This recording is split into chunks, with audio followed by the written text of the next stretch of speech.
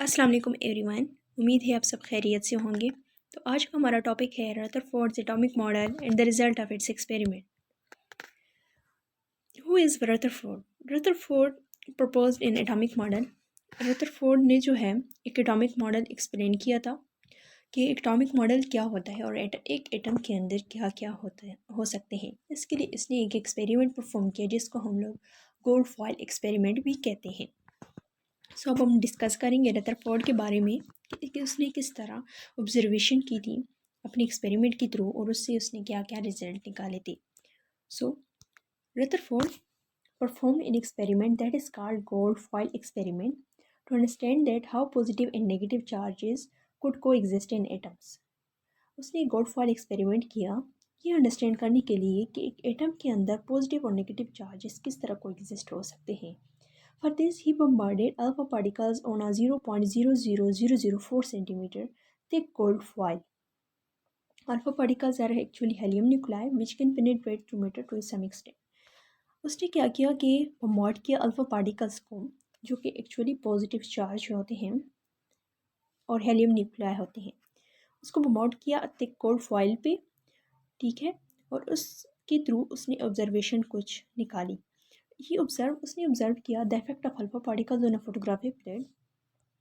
उसने इन alpha particles के effect को ऑब्जर्व किया इस फोटोग्राफिक प्लेट के ऊपर, सही। इसके थ्रू उसने कुछ ऑब्जर्वेशन भी निकाली थी और वो ऑब्जर्वेशन क्या थी, वो ये थी कि सबसे पहले उसने ऑब्जर्व किया कि almost all the particle pass through the gold foil without deflection. कि गोल्ड फॉइल के थ्रू जितने भी पार्टिकल्स हैं उनमें से जो ज़्यादातर पार्टिकल हैं वो पास आउट हो गए अपना पाथ चेंज किए बगैर, यानी विदाउट डिफ्लेक्शन, यानी उनमें कोई डिफ्लेक्शन नहीं हुई। जबकि सेकंड नंबर पे उसने ये बताया कि आउट ऑफ 20,000 पार्टिकल्स के 20,000 पार्टिकल्स में से कुछ जो है वो डिफ्लेक्ट होगा at a very large angles and few word come back on hitting the gold foil, और उनमें से कुछ ही जो है वो गोल्ड फॉइल को हिट करके कम बैक आ गए। अब ये किस रीज़न के थ्रू उसने ये ऑब्जर्वेशन की थी कि ज़्यादातर पार्टिकल्स जो है वो गोल्ड फॉइल के थ्रू जो है वो deflect without deflection pass out हो गए, और किस रीज़न के थ्रू कुछ जो है वो डिफ्लेक्ट हो गए लार्ज एंगल्स और उनमें से कुछ जो है वो कम बैक आ गए। तो इसके पीछे कुछ रीजंस थी जिसके ज़रिए जिसको जो है वो उसने एक्सप्लेन किया था अपने रिज़ल्ट के थ्रू। सो नेक्स्ट हम डिस्कस करेंगे इसका रिज़ल्ट। तो रिज़ल्ट ऑफ इट्स एक्सपेरिमेंट में उसने कुछ पॉइंट बनाए थे। सबसे पहले उसने कहा था कि जो अल्फ़ा पार्टिकल्स होते हैं वो बम्बार्ड किए जाते हैं एक गोल्ड फॉइल पे, सही। फॉर एग्जांपल ये बम्बार्ड किए गए अल्फ़ा पार्टिकल्स इस गोल्ड फॉइल पे, सही। Most of the volume occupied by N atom is empty because mostly particle pass through the foil. उसने कहा कि एटम में जो ज़्यादातर वॉल्यूम होता है वो एम्प्टी होता है। एम्प्टी क्यों होता है, उसने क्यों कहा ऐसे, क्योंकि जो मोस्ट ऑफ द पार्टिकल्स है वो उनकी इस गोल्ड फॉइल के through without deflection pass out हो गए, यानी उन्होंने अपना पाथ चेंज नहीं किया, सही। सेकेंड नंबर पे उसने कहा कि few particles are deflected showing that there is a centre of positive charge, कि कुछ पार्टिकल्स जो हैं वो हमारे पास डिफ्लेक्ट हो गए, यानी अपने पाथ से डिविएट हो गए, यानी उन्होंने अपना पाथ चेंज कर दिया। अब इस डिविएशन का क्या मतलब है कि वहाँ पे कोई न कोई सेंटर था जिसकी वजह से इसने डिविएशन शो की, और उस सेंटर को क्या कहते हैं हम लोग, न्यूक्लियस। सेंटर को हम लोग न्यूक्लियस कहते हैं।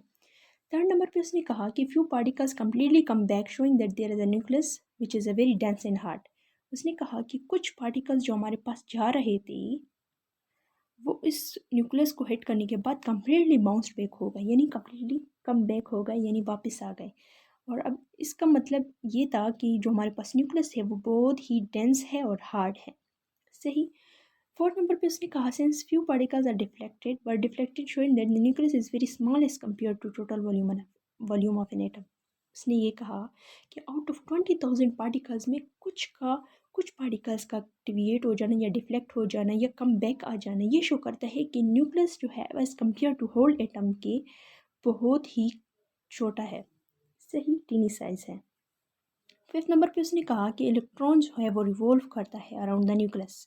उसने क्या कहा कि इलेक्ट्रॉन जो है, फॉर एग्जांपल ये एटम है, ये हमारे पास न्यूक्लियस है, सही, ये हमारे पास न्यूक्लियस है। और इलेक्ट्रॉन जो हैं वो रिवॉल्व करते हैं अराउंड द न्यूक्लियस। इलेक्ट्रॉन क्या करते हैं, न्यूक्लियस के गिर्द रिवॉल्व करते हैं। 6 नंबर पे उसने कहा कि an atom is whole as a neutral, कि एटम एज अ होल क्या होता है, न्यूट्रल होता है। All other fundamental particles that lie within the nucleus, fundamental particle क्या हो सकते हैं, प्रोटॉन एंड न्यूट्रॉन, जो कि न्यूक्लियस के अंदर होते हैं उसको क्या कहते हैं हम लोग, न्यूक्लियॉन्स। कंबाइनली हम लोग उसको क्या कहेंगे, न्यूक्लियॉन्स। एक्सेप्ट इलेक्ट्रॉन, इलेक्ट्रॉन के अलावा। फॉर एग्जाम्पल ये हमारे पास एक न्यूक्लियस है, न्यूक्लियस तो बड़ा होता तो नहीं है, लेकिन जस्ट एक्सप्लेन करने के लिए मैं आप लोगों को यहाँ पे ड्रा करके दे रही हूँ। ये प्रोटॉन है और ये न्यूट्रॉन है, सही। ये एक न्यूक्लियस है, न्यूक्लियस के अंदर क्या है, प्रोटॉन एंड न्यूट्रॉन। और इन प्रोटॉन और न्यूट्रॉन जो कि न्यूक्लियस के अंदर है उनको एज अ कंबाइनली हम लोग क्या कहेंगे, न्यूक्लियॉन्स, सही। एक्सेप्ट इलेक्ट्रॉन, इसमें इलेक्ट्रॉन का जिक्र नहीं है। एक्सेप्ट इलेक्ट्रॉन, जो प्रोटॉन और न्यूट्रॉन न्यूक्लियस के अंदर होते हैं उसको हम लोग क्या कहेंगे, न्यूक्लियस। ये था result of the Rutherford experiment. I hope कि आप लोगों को समझ आई होगी। Thank you so much.